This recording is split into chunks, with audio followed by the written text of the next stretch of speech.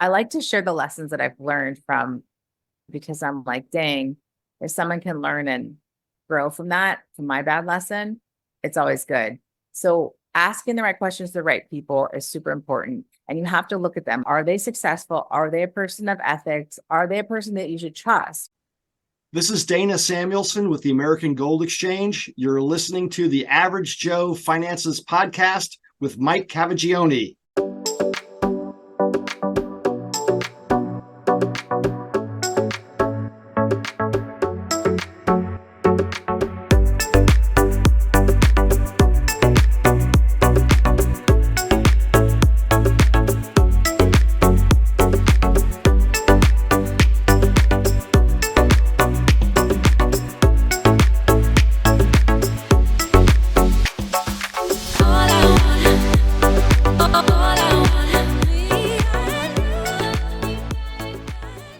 If you're watching this on YouTube, make sure you smash the like and subscribe buttons. If you're listening to our podcast, go leave us a 5-star review. All of our links can be found in the video description or show notes below. Hi, and welcome back to the Average Joe Finances Podcast. I'm your host today, Tanya Schultz, and Mike Cavagioni is out on vacation. So I am with you today with Rachel Capil. She's an entrepreneur, photographer, real estate agent. She does all kinds of things, and I'm super excited that she's here with me today. So welcome, Rachel, to the podcast. Thank you. It's so great to be on. I'm so excited. I've been wanting to talk with you about this stuff. Yeah. And Rachel and we met through a coaching group last year, and we became quick friends, and we have a lot in common with being in the Bay Area and in Tahoe. And so, yeah, we just connected on trying to figure out like content creation and building our businesses online, which is really cool. A really important part, I think, of what a lot of people do that listen to the podcast as well. But I just love how you've kind of figured it out, like along the way. You've had to like build your business from the ground up, and you've built multiple businesses. So tell us a little bit about yourself and your background, and a little bit about what you want to tell our audience today. Yeah, gosh, it's such a loaded question. I feel like I've done so much in my life. I've lived so many different lives, but basically, long story short, I started a photography business years and years and years ago, like probably 20 years now, going on almost 20 years, and had a lot of great success. I still do it because I love it. And I started it out of passion and love, and have built this amazing business in the San Francisco Bay Area for photography. And so it's hard to turn my clients away, and it makes me happy and fills my heart when I do it. And I get paid really well to do it. So I've had that business now for a really long time, and clients just basically come to me. I have to do nothing to get that business. But 6 months prior to COVID, I had kind of thought, like, because I had always been in real estate prior to the photo business. I was a commercial property manager. I was a loan officer for a little bit, and was a hard money lender as well in real estate during 2008. So I kind of gave money to a partner, and they invested it, and we did really well during 2008 and like that time when the market dipped. Yes. So I happenstance got my license for real estate in 2000. I think it was about 6 months prior to COVID, maybe 18, sometime 19. I can't remember when COVID was, but it shut my business down, COVID. So I do all event, pretty much photography. Yeah. So it was kind of happening where I kind of fell into it, because I was like, oh, I want to just play multi, what did you call it? Multi-passionate. Like try different. Yeah. Entrepreneur. So when COVID shut my photo business down, it was perfect timing because I couldn't build the real estate, right? So then I dived in like guns blazing, all into YouTube, because I knew as a photographer that video was the wave of the future. I just had on YouTube, you mean promoting your business on YouTube? Yes. Yeah. For real estate. Yeah. And so long story short there, the next couple of years just blew up in real estate, because it was like a perfect storm. I was lucky. They always say luck is when preparation meets opportunity. I guess you could say I was lucky, but I worked my freaking butt off to get it. Yeah. I know it's super easy, right? Like you see the result and the timing of a lot of things in real estate, obviously, right now. And it is that preparation. And you had that preparation building your photography business, like you said, for 15, 20 years. So you knew the business elements to building a business, which is really one of those parts of sometimes people for real estate. Yeah. And I listened to my intuition on the video aspect, because I was like the only one doing it. And then when COVID hit, it was like all things pointed to video, right? And I was able to close deals because in real estate, it's definitely a different business building when you're actual realtor, which is what I was, right? I was actually a realtor selling houses, not like an investor, not like a hard money lender like I had been before. But yeah, it was like really good. I closed multiple deals from YouTube and everybody was online. So it was a little bit of happenstance of the trifecta of like everything coming together. And I still had the photo income, which was great. Yeah, Right? that was still on the side, and then that obviously came back eventually. So I want to go back a little bit because I think it's interesting, like, how did you get into that initially, like hard money lending and doing that part? Because that's what some people are interested in, or another element. And then why did you stop it? Was that just because obviously the market, or you said you did Yeah. well, so like, how did you get into that initially? Well, where do I start? I probably should start from the beginning. So, super long story short, my father passed away and I inherited money. Okay. And what age you were like? At 17. Oh, Yeah. 17. So Oh, okay. my mom had died when I was in kindergarten, so I never knew her. So I'm definitely a story that it's a good story and ends up well. Like I could have been homeless because of all this, but I didn't.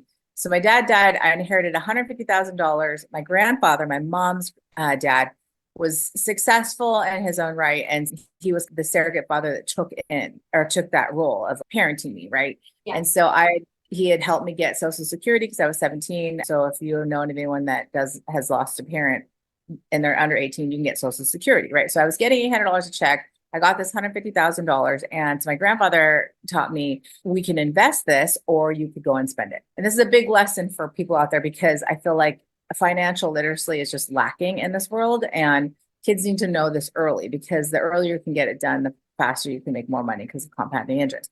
So my grandfather took the money, and long story short, back in the 90s, he invested it and I made a lot of money. Came back to me a year later and basically said, hey, remember that 150? We made $30,000 in a month. And he gave me an option to basically say, do you want to spend it or do you want to reinvest it? And so I'm like, I've got this 800 a month and I was a teenager. So I'm like, just reinvest it. Right. So we reinvested it over and over. It's a really huge lesson for me because $30,000 a month in like the 90s is a huge amount of money, a huge amount of money. It was making 30,000 a month. Yeah. He made 30,000 in 1 month. Oh, okay. With that money. And so he basically took it out and told me we can reinvest it or you could spend it because I didn't want to lose it. Right. Because he said pigs get fed, hogs get slaughtered, which I thought was a great little saying. So then I had that lesson of like, okay, so I have a lot of money. Let me just keep reinvesting it. Right. And so what I did, so how I got into the hard money lending, that's another story too, but I'm trying to build the foundation. So when he died, I did the same thing, except for I got a financial advisor, right? Because my grandfather was like my financial advisor. I got a professional. Yeah. So I had this money and I was multi-passionate entrepreneurial. And so I was doing photography and then I started a network marketing business that actually did really well. And I met my upline who was just a smart investor and he was in Arizona, a realtor. And I had this extra money. And so he's like, you should give it to me. Basically, it was my upline. I trusted him. It was probably not the best thing to do. Like, I wouldn't really advise people to do that, but I really trusted him. And it was the right trust. Like I trusted my gut and I did it. And so I gave him a good amount of money to go invest in real estate. And I was essentially the bank for him. So he would take my money and then he would buy multiple houses in Arizona at the time. They were probably $30,000, $50,000 because it was long ago in 2008 and it was cheaper. And so he would invest it with my money and then he would flip them. Mm-hmm. So I was like the bank and then I would just get these checks and then I would just keep reinvesting them because that was the lesson that I learned from my grandfather was just keep reinvesting. Yeah. So I'm like, I'm a total worker bee and I love working because I do only things that I like truly love and enjoy. And I feel blessed to have had that because not everyone has that, but I do believe it is a choice and that everyone can have that. And you're a complete example of that as well. I mean, yeah, because that could have went a completely different direction. Like you said, like he was giving you the option, which I think is good. Mm-hmm.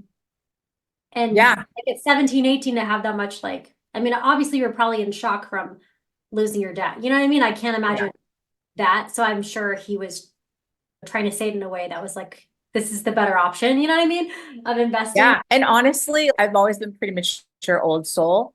And he gave my sister the same option. And long story short, super short, she ended up opposite, right? She ended up losing it all. And then when he died, we did the same thing. We cut it down the middle, 50-50. And then she took her money and ran, and she ended up losing it all. Situational things happen. But to this day, I still have that money that he gave us. And it's 20 plus That's years. amazing. Yeah. So that you just kept investing, but then you stopped, you sold the houses that you own technically, or what happened like in between that? Yes. So with the hard money, it was like he would just flip them, and it would be like the bank. So he would basically sell it, and then I would get a check, and then we'd redo it again, like over and over. Mhm. So just like I did with the money, the original 150,000, just keep reinvesting it. Yeah. Yeah. But do you It's still have amazing. property? Do you still have those properties, or do you sell those and then? No. And I remember him being like, do you want to keep these properties? It's good. But I'm like, I never wanted to be a landlord, because I was in property management when I was right out of college. And so I knew like property management's a nightmare. So I didn't want them. So I liked, and also like in finance and like investing, you have to figure out where your lane is, right? And my lane, even though I'm a realtor and I sell real estate to people and I tell them it's always good to have real estate, which I own this house, right? I don't want to be like a landlord. Yeah. Like I would rather invest my money in the stock market, because then I don't have to do anything. There's no management other than managing the financial advisor. Yeah, no, I think that's a good thing. A lot of people promote like real estate, which I think obviously the value in owning a home and potentially another second property or something I think is amazing long term. But a lot of people don't realize, I see it as a financial coach almost every week, the cost of home repair, home insurance in Tahoe right now because of the fires, so many other costs that people don't account for. And then they easily get out of spending way too much on their house, and they're like, shit, I can't do anything fun now because all my money's going into my house, and like eventually it's going to be worth it. But right now we're in this predicament, right, where like everything is went, especially in, you can talk a little bit about San Francisco and the area you're in, and then how you bought the house in Tahoe as well. But yeah, it's just been wild like the last 4 years. So like, where are you at today with real estate? I know you're like more on the referral side, or not as, you're promoting that side still, but you're doing a mix of different things. Yeah, definitely. So I tell my real estate clients all the time, I like to share my story, because it's a example of when you buy and hold things, the power of it, right? Like the power of compounding interest, how I made that $30,000 kind of doing nothing and letting your money work for you. I feel like everybody should own their primary residence. If you're going to start investing in multiple properties, you really need to understand it. I've taken all the classes, I've done that. I spent $100,000 in real estate courses, and then I just gave my money to somebody to do it, because it's not easy. And I tried doing my own flips and I couldn't do it. It was hard.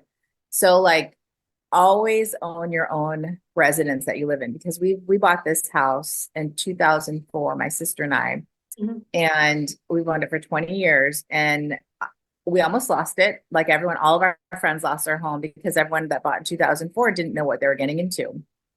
And again, a series of fortunate events, happenstance, and work and education, I was able to keep it. God only knows how I did it, just asking the right questions to the right people. And so we renovated it. It was 1,000 square foot house. We renovated it, and now it's like 2,300 square feet. So I could sell it and make easily $600,000, but I'll never sell it, because I'll use it as a tool to refinance and buy another house down the road, primary residence, and then rent this one, right? When later, not now. So I think everyone should own, if they can, if it's possible, their own property that they live in. Okay. Start there, because if you hold it, those expenses they will be worth it in the end. You know what I mean? Because I'm living proof.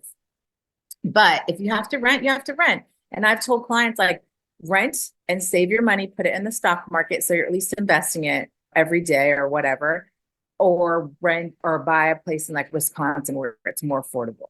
Okay. But I personally like the stock market, because I feel like if you have the extra cash, it's low overhead, it's less management, it's just a little bit more, you could bite off a little bit more than if you were to buy a property, because things can break. I was just talking to somebody on my vacation this weekend, and $40,000 in foundational damage. Wow. You know? That's Yeah. not covered by Mm-mm. insurance. No. And then all these people, home equity lines aren't always bad, but a lot of the times, like people get them to have to get them to do repairs or certain things. And it's like their payment ends up, Yeah. it's a huge chunk of their budget and then it's super high interest rates right now.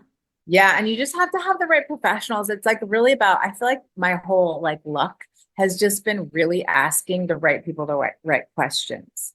So you have to know who you're talking to, look at the people that you're talking to, and are they successful? Are they good people? Are they telling you like the truth? Because I feel like that's another reason why I have a lot of businesses. I'm always very upfront and honest. You know what I mean? I'll tell people exactly this is how it's going to be, and this is what you should be cautious of. I always like to be a little bit more cautious than less, but also still take risks too, right? Because no risk, no reward. Yeah.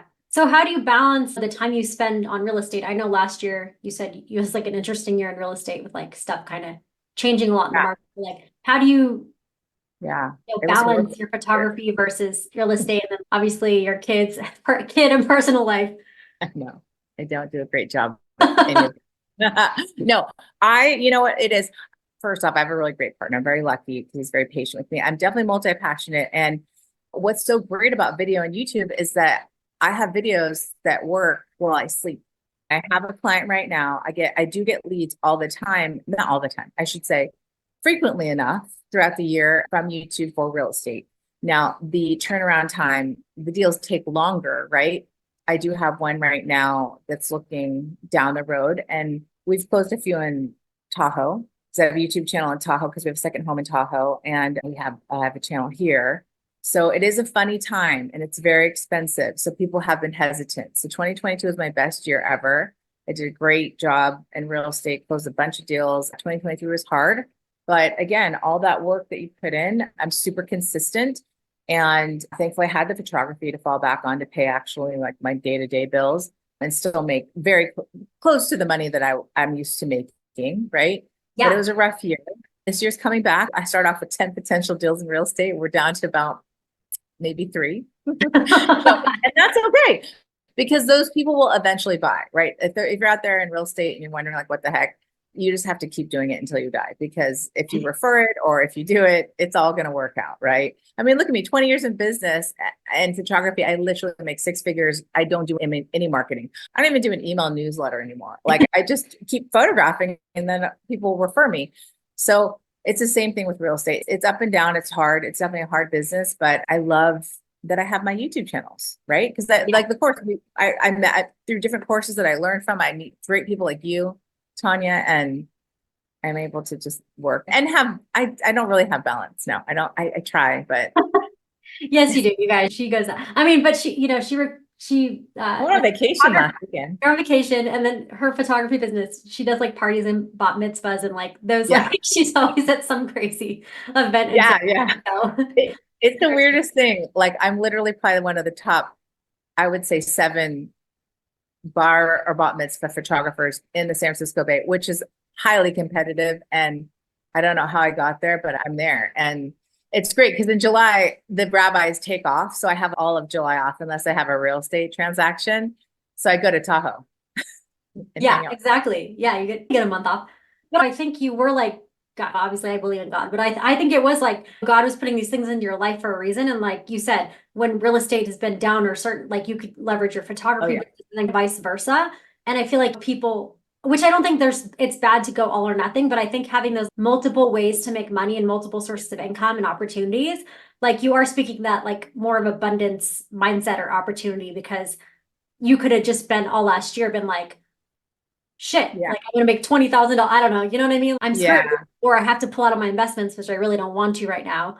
Instead, but now you've set up yourself and you can have your own. Obviously, you're like born to be an entrepreneur by just like you said, you can never work for anybody. You knew that from the beginning, but you speak a lot to the like mindset piece too. You have to be willing to do it. You said do it till you die, but keep going and going and putting yourself out there and making those contacts. And I know you talk about a lot about mindset and relationships, the relationships you build too. Yeah. I think I totally believe in God too. Like I've always felt like I can go down a religious path, like ranch right now. But I think you really have to have faith because being an entrepreneur, there are going to be really hard times and really scary times. And if you don't have a faith, like in something, whatever it is, like you're really going to struggle. And I feel like, yeah, when it was rough last year, because last year, I'm not gonna lie, I think a lot of people get up here and like talk a great game, but I think the reason why people like me is because I'm just really a straight shooter and I'll tell you exactly how it is and how I've suffered, because I feel like in suffering, you can help people. And I feel like I did go down a scarcity mindset last year, and it helped me because this year, like I'm right back on track. And we went through some personal stuff with my boyfriend that was tough, but I had faith that God always had my back, and he always has. And if you really look at your life, you're never, ever forsaken. Like you always have enough. And that will help you with your mindset, because entrepreneurialism is really not easy. Now, mind you, I've been lucky. I'm sure people can say, oh, well, you had all that money in the bank and invested, but it's still stressful and I don't want to take it out, right? It's Sure. like, that was a lot of pressure for you being 17. I don't know. I think I got a little bit of money, like 10,000, a little bit for college for my grandma, or like here in certain times. And I always felt like, obviously for me, I was like in debt. I wanted to pay that off, especially at that age, like really what the right thing is to do. Sometimes even now, we still don't know what the right decision is. And that's why you have to like ask the right people. And I'll tell you one lesson. I like to share the lessons that I've learned from, because I'm like, dang, if someone can learn and grow from that, from my bad lesson, it's always good. So asking the right questions to the right people is super important. And you have to look at them. Are they successful? Are they a person of ethics? Are they a person that you should trust? Because I swear to God, if I didn't do this one lesson, I probably would just be on an island somewhere hanging out on vacation and not working. I'm happy. I'm happy the choices I made, because I am blessed and I have a beautiful life. I have a beautiful home in California, which not many people will be able to do, especially going forward. I'm very blessed, so I'm lucky. But this one particular decision, when I had the money from my grandfather, because it was a very significant amount, I told my financial advisor I wanted to invest in 2 companies. And this is back in 2000, it had to have been 2002 or 3. And I said, I want Google and I want Apple. And Apple at the time was $82 and Google at the time was 200 and I think 39. And I was like, those are the 2 stocks I really want to get. And this guy, who was fantastic, said, I'm not going to buy Google because it's too expensive. I don't want to know what Google is right now, because I know it's not $230 anymore. Apple was 82. And so we put a lot of money in Apple, a lot. And I remember I had this conversation with this guy who was a little bit sneaky. He was friends with a girl I knew, probably not the best person to get advice from. But when Steve Jobs got sick, he said, be careful, because when the visionary dies, the company goes down. And I was like, oh, shoot. I was like, I need to think about that. And so I'm like, okay, I bought it at 89.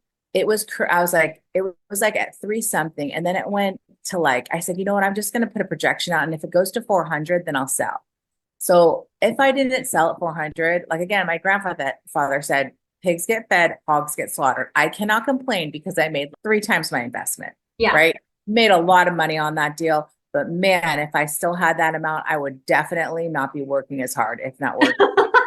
So watch who you listen to and talk to. Get multiple people's conversations. Podcasts are great like this because you learn from people.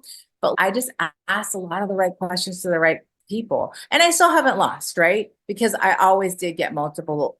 Like I told myself, if it goes to 400, then I'll sell. I think it was at like 300. But it's definitely multiple thousands now. So it just ask questions and learn as much as you can, and learn compounding interest, because the quicker you put it in, the more you're going to make. Like right now, right before my son died, Jesus Christ, please don't let everything in it happen to my son. Before he was born, I got him I invested in insurance for him. I think a whole life something or other, where it's like $100, where it'll be X amount of dollars. It's $100 a month. He's not even born yet. That's going to be powerful compounding interest. So if you can't buy a house, you can do things like that will help you grow your wealth, and do it sooner, like sooner than later. Even if it's $50 compounding over 50 years, a lot of money. Yeah, no. And I know you're speaking more to like some single stocks and things like that too. But for me, I've always been like, I want to work with an advisor professional. Yeah. Because one of my biggest mistakes, luckily it wasn't it didn't end up being massive, but I invested into a Roth IRA because everyone's telling me I need a Roth IRA. Yeah. Blah, blah, blah. So I opened up this account online. I'm not going to pay anybody. I was just like still in college. I'm going to open up this Roth IRA, putting money in there. And then 2 or 3 years later, the money's not doing anything. And It growing. wasn't actually invested. It was in the account, but the money was in their account, but you had to select. So that's why I still promote meeting and talking to professionals, like you said. And like one of the most important pieces of advice that I like too is don't try to take advice from people who like aren't where you want to be or aren't the success you want to have, because you'll get a lot of people, especially family, friends. Yep. And they'll project their beliefs and their limiting thoughts and fears onto you as well. And you're like, wait, should I worry about this? We're all going to make our own mistakes, and that's a part of life. But like you said, we grow from it and then make those, everything's different in hindsight. And I would add on to that too, 100% correct, is just look at the ethics and the morals of the person that you're talking to. Look at their background, look at who they've served, how their reputation is, because that's a huge part too. Because like I said, that guy that gave me, it was good advice. It's true. There's multiple things that can always happen, right? But like when the founder dies, the vision can go down, right? Obviously in Apple's case, it didn't, but that was his, that was kind of, this is what I've seen. But then it was like, you almost went against your intuition. Exactly. Right. Like intuition was telling you one thing, which I think as women, they would say like women end up having a better track record for investing. And that might be part of the intuition that we listen to, and our guys want to take bigger risks. I don't know what the whole story is, but I think that was like what I heard in that is like, oh, you went against your intuition, like what you wanted to do. I know. And that, there's so many facets, but look, definitely get a financial advisor, because my situation right now is like I've got my house, I've got my financial advisor. So my money is always working over here with him. He's taking that job when we talk. And then I also do little things like insurance on the side. He doesn't know about that stuff, but it's little things that protect you. Right. And then I try and it's not easy, and I do my best. So what are your goals now? Like, how do you figure out when you're going to retire? Like, what are your next goals like looking forward? Okay. So I'm not the best person to talk about this because I truly love working, and I feel like I'm a little bit of an addict to working because I just love helping people, and I love like doing what God put me here to do, because I do think that He gave me the skill sets that He gave me to share with people. So I don't really ever want to retire, but I want to slow down. Have my money working for me for the last, 30, 40 years. So I have that going, and I'm just trying to like get the things that I need to get, because we all have things that we have to buy, like new cars or business things. I mean, my car, just so you know, my car is like 15, I think it's like 17 years old. I don't know. 15, 17-year-old. So it's been paid off. I paid it off the day that I bought it, like with a check, but I am a person that it's a beautiful car. It's been doing fine. So I don't really need it, but eventually I'm going to have to buy a car. Right. So I'm just trying to build up the wealth to start saving more. And I do have my investments that I do every month, but I'm not the perfect person to talk to about retiring, because I never plan to retire. I just plan on slowing down. Yeah. Right. Like my sister jokes, like I'm probably going to have a heart attack doing a deal and then just die in the middle of my deal. But I would be happy, because then I would be serving someone. I would be doing. I'm a strong believer in God and serving and using the skills that we were given for people, because I think they're here to serve. And I'm lucky because I love working. I love doing what I do. I wouldn't do it if I didn't. And eventually I'd love to just make sure my kids set up, and we all are safe and secure. But yes, you should be saving. Talk to Tanya about that. She's better at that than me. I need to do what you do more. No, I mean, I think you got set up, you figured it out somewhat young, and then have just been able to like, now that's ingrained, like that's your belief. A lot of people don't grow up with that, or grow up just taking on all that debt, and you were just like rejected it. Like some people do too, just didn't want to have that weighing you down. I think, trust me, I've had my fair share of spending money on just junk, but I feel like in this new era of kids, I feel like they're really materialistic. And I just have to say, like, your material possessions do not define you. Your character defines you. And so I am trying to teach my son that so he can be a good human, because I just think stuff doesn't solve anything. Yeah. What solves stuff and issues is your love for yourself and your confidence within yourself. And yeah, my stuff doesn't define me. It's my character. And I think my business, basically, that's the reason why I have it, is because of my character. And I do have a lot of money. I'm not like a big loser. I'm not like a gigantic winner. I like to say I'm a 17-year-old that lost their parents, and I have a house in California that I could sell tomorrow and make $600,000 net, like, and my investments. But none of that defines me. What defines me is who I am to people, and how I help the world. So Yeah. just That's amazing. try not to, try I feel not like to you be have so to have- materialistic.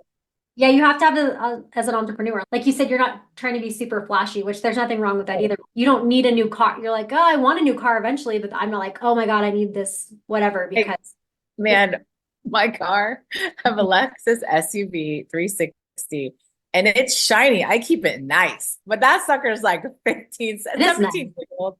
Yeah. And I'm like, part of me is like, oh, do they think that I'm like a loser because I have this old car? It looks so nice though. Like, I keep it nice, right? yeah, It's you nice would never enough. know. Yeah, cars Paid don't off. like last so long if you take care of them. And people, Yeah. it's just the consumerism and social media and like you're saying, Yes, that makes exactly. And Um, these kids are crazy. Girl. yeah, the kids die. We're those people already. The kids. Totally. No, it's like I'd much rather have my kid have 200K in the bank than a freaking BMW. Yeah. Sorry. Oh yeah, I Yeah. would like to have. Way Yeah, it's Oh, way better. But then I think what's important, what I teach is you can actually have both. If that's what you want, you can figure out a way to have both. Like people think that they have to choose one or the other. And I'm like, there's actually a way you can have both if you're managing your money in the right way and actually have a system in place. If you want that BMW, I just bought a new car too. Then you figure out a way to get it, but also investing and doing things that aren't having a depreciating asset. Exactly. And you do have to treat yourself sometimes. I could do a better job of doing that. Like, because I know, and this is where mindset comes in, right? Because I grew up with a single dad that we were paycheck to paycheck. It was tough. So I saw that. And thank God I took the lesson from my grandfather. But my grandfather was also, he was like that book, The Millionaire Next Door. Remember that book, that old book? He was like, for sure, the millionaire next door, but you would never know it because he had like stains on his shirt, old man, Velcro shoes. Like, you would never think that my grandfather would have been as successful as he was. But he was a captain of a ship in World War II, aeronautic engineer at NASA. He was a total winner. And yeah, but it was also, he grew up in World War II and the Depression. So you have these mindset things where it's like coming in the middle it's just the way where it be in the middle, meet in the middle. And so you can have it all, and you just have to put the action towards it. Yeah, I want to ask you a couple of final questions. You kind of started to answer them throughout, so I'll touch on this again. But I know you said one of your biggest mistakes was like not holding that Apple stock or whatever, but what is another mistake that you've made when it came to your finances or business life? If I was to really beat myself up over it, which I'm trying not to, I'm listening to this guy. He's really good. And you're exactly where you're supposed to be. It's all good. You're exactly where you're supposed to be. You're not supposed to be further ahead or further behind, whatever. I wish I would have just saved more. I had like in my brain, I always had my money working for me, which was like rule number one, but like saving more consistently, like really pulling it out all the time. I would have done that sooner. Like, I want to teach my son, like literally every paycheck that he gets, $25, $50 goes towards putting it in an investment. Mm-hmm. That's, I think, what I would have done differently. I mean, I did it, but I would have done it more. And my plan has always been like, okay, once I get like $30,000 check, because that's what it is in California now, right? Every time you close a deal, you're like 20, 30,000. Just start socking it away. That's what I want to do. But that would be the advice. And then just work on your mindset. Always work on your mindset, because your mindset's going to be the thing that is going to propel you forward and get you what you want, or it's going to hold you back. No, 100%. Yeah. Those two things. And have faith too. Just have faith in something is watching over you. Mm-hmm. All great advice. What is something you've learned that you wish you would have knew when you first started out? I guess maybe in real estate and in photography. One for each. I don't know. I feel like it all kind of happened as it's supposed to.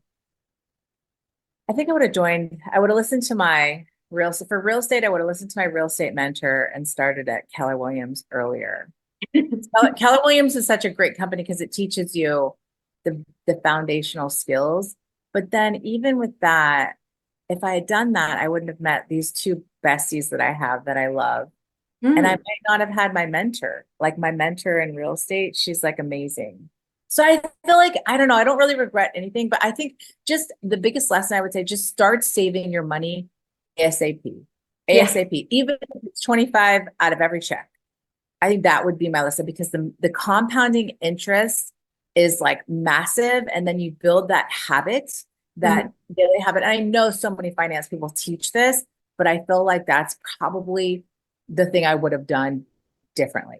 The biggest thing, like just save a little bit more so you get that muscle trained to keep doing it over and over and over. Because I did it with my retirement when I worked at a company, but I didn't keep doing it. Oh, So I would just have more. I would just have more if I did. Yeah, Okay. for sure. For me, obviously, I was still in debt and I had barely any savings, just like not even 10 years ago. Well, they got to take your course. What's that? They have to get your budgeting tool. Yeah. Join the Debt Freedom Budget Bootcamp if you want to pay off debt fast and budget the right way. But yeah, so I do financial coaching, but I don't know, now I'm going off track. But basically, once I learned a system and process for me, and there was a lot of mindset because of how we grew up around money and all those things that were, I feel like, blocking me. But seeing it actually becomes more addicting because so I was addicted to using credit cards. I talk about that a lot in my content. I would impulse use them in between. I had the scarcity mindset of not wanting to use the money that was in my account. So I'd use a credit card. But now seeing it almost reversed. Now I have anxiety to using a credit card because I've had that for so long, like how much my investments have grown the last even like 5 and now like 3 years, like doubled, tripled from the beginning. It's become more addicting to invest. So it's like become the opposite. That's kind of the cool, like once you start seeing it working, you're like, oh my God, wait a second, huh? Like how did it grow 20% last year? All these things, like it starts happening really fast, like you said.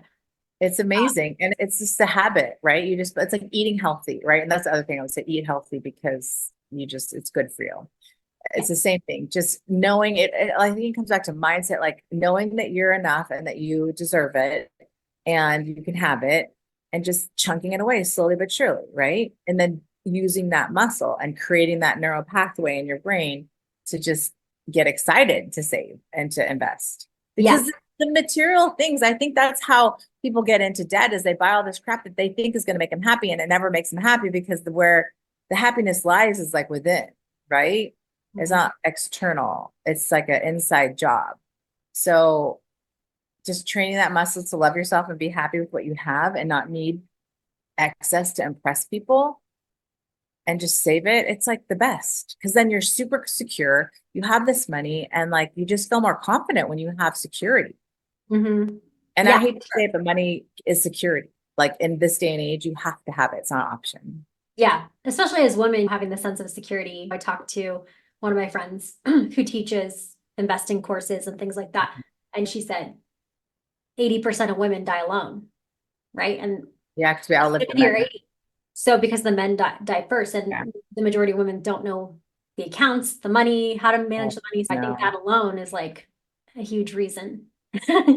It's massive. I've never relied on a man. I mean, my boyfriend and I, they always wanted to marry me. I would want to marry me. I have my own house, my car is paid off. Like, shoot, can I get someone but yeah, with my boyfriend, it's like, we do actually need to have more of that conversation because he's got stuff in the house and it is a little complex, but yeah, you have to have somebody know where everything is. So if something was to happen, you can make sure. I mean, my kid's Jesus, I get jealous of my child because I'm like, you're like living up in Lake Tahoe when I was like camping with my single dad at Del Val. Yeah. Del Val is like a freaking dumpy lake. That's disgusting. That's why I refuse to camp because I camped as a kid all the time. And I'm like, no more now. I want my kid's life because when I die, my sister died, this kid's gonna you have like PTSD from camping. You're like, no, I can't do it. I'm just like, I just personally, I think as you grow older, I'm like, I will camp. We have a Sprinter van and we'll like more glamping-ish. And that's just my personal, what I like to do. But yeah, glamping's all right, but I can't do building a tent. Yeah. Because I had to build it when I was a kid. It's a lot of work to set it all up. It is. Okay, couple last questions. Do you have any tips or tricks that you would recommend to somebody just getting started, especially in real estate right now, like people either investing in real estate or becoming a real estate agent? Yeah. So for real estate, I would say I've got lots of tips and tricks. I would say definitely have backup income. It's going to take you, my first year, I think I made 30,000 and then I doubled it like easily the next couple of years. But again, that was like really heyday times and it was hard. Real estate is, I know this is the mindset. I get it. It can be easy, but there's a lot of things that go into the transaction. So it can be challenging and you need to know that getting into real estate because it's not going to be quick money. Like it's never quick money. Know that right now. You've got to work your sphere. So just having that backup income, like 6 months or another job and doing it on the side is really good to start until you can actually do it full time. So that's a big one. And then getting a mentor. Like I'm so lucky to have had my mentor. She's amazing. I love her to pieces. And I will probably end up referring a lot of stuff to her down the road. But yeah, I would say just know that. I think any business in general, it's going to take you, the IRS has rules of like 3 to 5 years before you can start making an income. And actually, like you have to make an income by year 3 to 5, some even if it's $10, but you've got to show that. And there are rules and reasons for that is because the average business owner doesn't make a profit until like 3 or 5. Thankfully for me, I've always made a profit. I'm just a really hard worker, but just know that going in. But real estate, it's a slow grow business and it has these ebbs and flows. Like when I got in, it was boom time, but it was hard because people were offering 100,000 over asking. It was insanity, right? So there are different challenges that you have to overcome. And now we're in another challenge where the interest rates are hard. People aren't buying, people are kind of selling, but it's different. And then when they drop, it's going to go back to like bidding wars. So yeah, it's interesting next couple of years. But I think, you know, what you were saying with saving and preparing for that and knowing, obviously, me budgeting coach and helping people with their mindset and money goals. I think if one of your goals is to buy a home, then start saving and figuring out that strategy now and don't like people make impulse emotional decisions when they're buying like $1 million house. Like it's like we got to think about all the factors, talk to multiple people who own homes, like just educate yourself so much when it comes to what you're getting.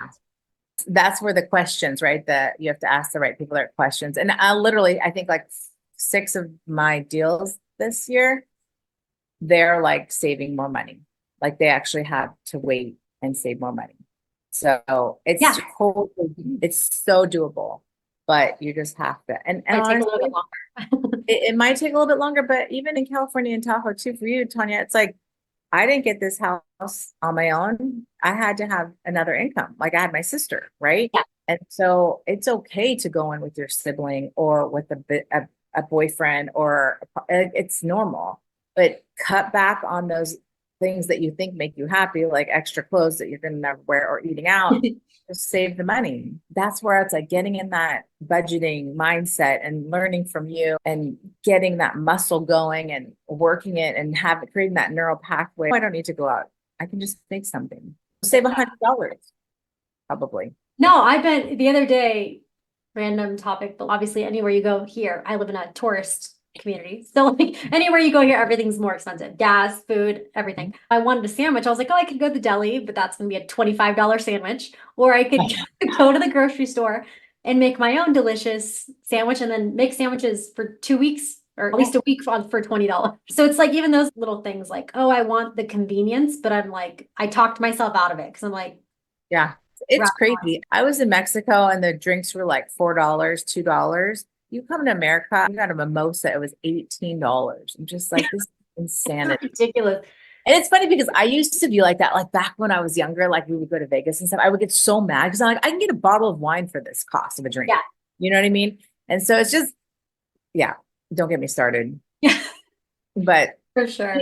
But the people, I feel like they just want to feel like they're bougie. And I'm like, you're going to pay the price if you think that way. So don't be balance, right? The balance to figuring that out is like, okay, I'm going to enjoy that or have these times where I'm going to go out. And that's why I have my entertainment, eating out budget / groceries and like figure all that out. So it makes sense. And then it's more fun. It makes actually going out more fun and enjoyable. But then a lot of the time now you're like, oh, I could have made that at home. Totally. It depends on the experience or the situation, but sometimes you're like, ah, that wasn't worth it. You got to create the neural pathway. Saving is sexy. Like saving Yeah. is sexy, saving is sexy. I'm just gonna have that. I'm gonna like, what do you want? Make like a meditation where you play it at night. Sometimes we play those at night. We're like, Yeah, just like getting in your brain. totally. No, I'm always listening to stuff on mindset all day. Yeah. Yeah. It helps because you can go down rabbit holes that just don't serve you. Okay, Like this leads into the next question is, do you have any favorite business, investing, or real estate related books or podcasts? Oh my gosh, so many. I have a whole book list that I have on my What are Instagram. like your top couple right now that you've read in the last like year or something? Oh, what did I read? Mind Magic was pretty good. I just did, hold on, let me look at my Audible.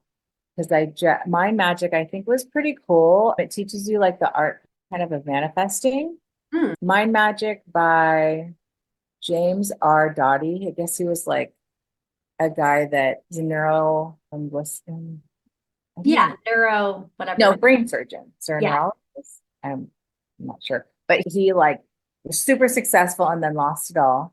And then he talks about how this one particular story of his childhood helped him to recreate everything. And Oh, how wow. the brain, yeah, how the brain, mind magic, how the brain, like you can train the brain to like, because that's all like the RAS, reticular activating system. Yep. We see what we think. Yep. But I haven't read a ton of books recently. Like I've been doing a lot of YouTube. Let me see what's in my library. I just love anything mindset. And I've been listening to this guy a lot on YouTube, David Bayer. It's all about programming your brain for what you want and not because I think I hustle and grind so hard in this day and age. And I feel like I need to calm down and chill and let it come to me. Right. Especially from last year. I was in a lot of scarcity mentality last year. And David Bayer on YouTube, I really like him. He has a book too. I love Magic of Thinking Big, Atomic Habits. These are all in my Audible. Atomic Habits is great because it just keeps you in consistency mode and creating those habits that are going to serve you, creating those neural pathways that will basically train your brain to attract what you want. I loved Who Not How by Dan Sullivan. Anything with Dan Sullivan's great. I think he did Atomic Habits too. What else? Magic of Showing Up. Oh, this is a good one too, because I'm all into like mindset and manifesting. I love Manifest by Roxy Nafouzi, and her voice is just amazing. It's like she's from England, so she talks like a British person. I just love her voice. I think I heard her on a podcast recently. Yeah, she's fantastic. I'm a big YouTube fan because I just always am listening all throughout the day to like YouTube and sales stuff. Power of Showing Up is fantastic because you do have to show up. Oh, this is another good one. You have to show up and be consistent. 10x is easier than 2x. If you have a business, like for example, I do event photography. And so I specifically niche down to bar and bat mitzvahs. And there is so much money in this niche. People have no idea. And so by partnering with people that have my ideal client, which is like upper middle class, not necessarily the top 5%, but like the upper middle class where the bread and butter is, partnering with the right people, you will get 10x your profits. So 10x is easier than 2x. That's Dan Sullivan and Benjamin Hardy. Those are 10x is two. Don't go with the other ones, just go straight to 10x. Okay, one more. God, there's so many. I think we won't get into health, but I really love Ken Honda. He has a book called Happy Money. Ken Honda is a guy in Japan that he's kind of a little bit like Marissa Peer, or like, I don't know what's his name, Ed Milet. Yeah. And he's all about having happy money. So when you earn money that brings you, like, you do what you love and do what you enjoy, you will create money that has good energy. And so he has Ken Honda. He's got a couple books and he's got a great Instagram and YouTube teaching you all about how to make happy money, which is like positive energy money. Yay, I love that. Yes, positive energy. And then to close out, we have one of the most important questions. Where can people find more information? I want you to tell them too about like your photography. You teach people photography and growing their photography business. You have a course on that. And then your real estate. Share both of those ways that people can find Yeah. you. So pretty easy. I think probably sending you to my Instagrams would be better because it just leads you everywhere, the Instagrams. So Rachel Capil Real Estate is my real estate account, and Rachel Capil Photography is my photo account. So you can actually download at the photo account all the books that I just mentioned because I have a little PDF there. Which is awesome because this is all on one place. And there's so many. Oh my God, I feel like I have to add more to it. But yeah, you can check it out. And then you can go to my YouTube channels. I have YouTube channels for all of them, all of the businesses. And just Rachel Capil and you'll find yeah, real estate. Yeah. You pick what you want. Jack of all. Jackis. Jack of all trades, master of none. Just kidding. I am a multi-passionate entrepreneur. Yeah. And I think I'm pretty darn successful. I think what makes me so successful, honestly, is my relationships, like the relationship we have. Rachel, thanks for joining today. Yeah, that was so fun.